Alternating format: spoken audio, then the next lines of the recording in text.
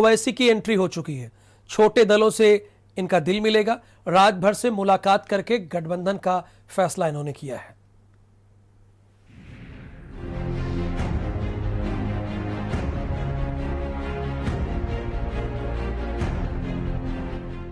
उत्तर प्रदेश में 2022 में होने वाले विधानसभा चुनाव के लिए अब 1 साल का समय बाकी बचा है। छोटे छोटे दल आपस में गठबंधन करके एक मोर्चा बनाने की कवायद कर रहे हैं और इसी के क्रम में लखनऊ में सियासी सुगबुगाहट शुरू हो गई है।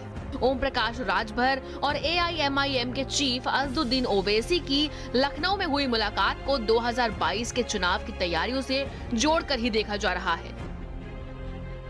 MIM पार्टी जो है भागीदारी संकल्प मोर्चा के साथ रहेगी और इंशाल्लाह जनवरी में प्रोग्राम बनेगा और मीटिंग्स होंगी, क्योंकि पब्लिक मीटिंग्स का तो कोविड की वजह से रिस्ट्रिक्शन है, मगर जनवरी में और भी हम इसको आवाम से मुलाकातें होगी, मीटिंग होगी और यकीनन हम इस सफ़र में सर के साथ हैं और आगे बढ़ेंगे। असदुद्दीन ओवैसी साहब से आज मुलाकात हमारी हुई है और ये भी आपके सामने उन्होंने बताया है कि हम भी मोर्चे में जो हमारी सोच है कि शिक्षा स्वास्थ्य, दुनिया के तमाम देशों में गरीबों को अगर शिक्षा और स्वास्थ्य फ्री है तो उत्तर प्रदेश में भी शिक्षा और स्वास्थ्य फ्री होना चाहिए। इसके लिए हमारा मोर्चा कटिबद्ध है। बिहार में मिली सफलता के बाद असदुद्दीन ओवैसी ने अब उत्तर प्रदेश पर नजरें टिका दी हैं और वो लगता है यहाँ के छोटे छोटे दलों के साथ संपर्क साध रहे हैं, जिससे उनके साथ मिलकर वो उत्तर प्रदेश में 2022 विधानसभा का चुनाव लड़ सके। वहीं उत्तर प्रदेश की सभी सीटों पर चुनाव लड़ने का ऐलान आम आदमी पार्टी पहले ही कर चुकी है और अब ओवैसी की एंट्री ने एक बार फिर से लखनऊ में सियासी पारे को बढ़ा दिया है और खुद OP राजभर ने AIMIM के साथ गठबंधन का ऐलान कर दिया है। चाहे वो ओवैसी जी हों या अन्य तमाम लोग हैं, जो लोग भारतीय जनता पार्टी के B टीम के रूप में जाने जाते रहे हैं। पार्टियां हैं, आएंगी जाएंगी, लेकिन उत्तर प्रदेश में आज एक सशक्त विपक्ष के रूप में कांग्रेस लगातार गांव, गरीब, खेत खलियान, किसान, नौजवान, गरीबों की आवाज को लेकर सड़कों पर आंदोलित है।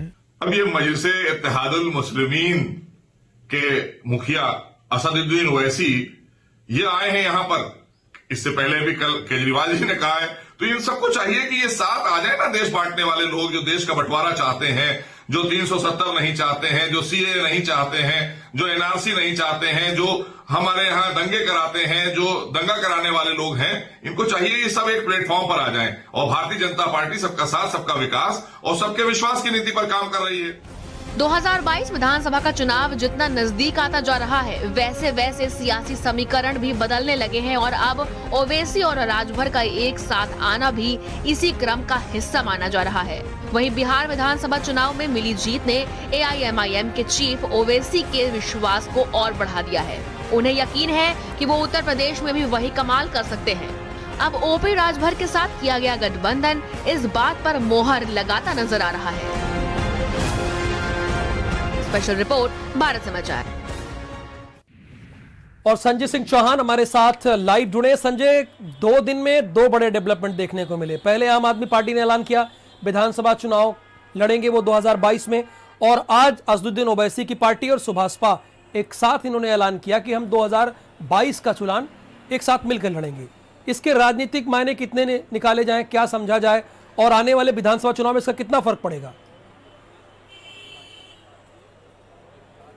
बिल्कुल राहुल, मैं बताऊं आपको कि यूपी और बिहार की राजनीति सियासी जो है वो जातिगत होती है और यही वजह है कि जो छोटे छोटे दल है वो छोटे छोटे इलाके में एक पैकेट पर जो है अपना पूरा वर्चस्व रखते हैं। और जिस तरीके से बिहार में ओवैसी और ओम प्रकाश राजभर की पार्टी के समेत 8 दलों ने मिलकर के वहां पर चुनाव लड़ा था और कहीं न कहीं ओवैसी को वहां पर सफलता मिली थी, तो अब उसका असर यूपी में खासा देखने को मिल रहा है। और उत्साहित ओवैसी यूपी में, क्योंकि मुस्लिमों का अच्छा खासा वोट बैंक है और उस वोट बैंक पर अपना असर डालने के लिए तो कहीं ना कहीं ये जो विपक्ष है, जो कांग्रेस और सपा, भले ही अपनी दबी जुबान से मना कर रहा हो इनके अस्तित्व को, छोटे दलों को, लेकिन कहीं ना कहीं असर जरूर डालने वाले हैं। तो 2022 में असली जो फायदा होगा वो बीजेपी को पहुंचने वाला है।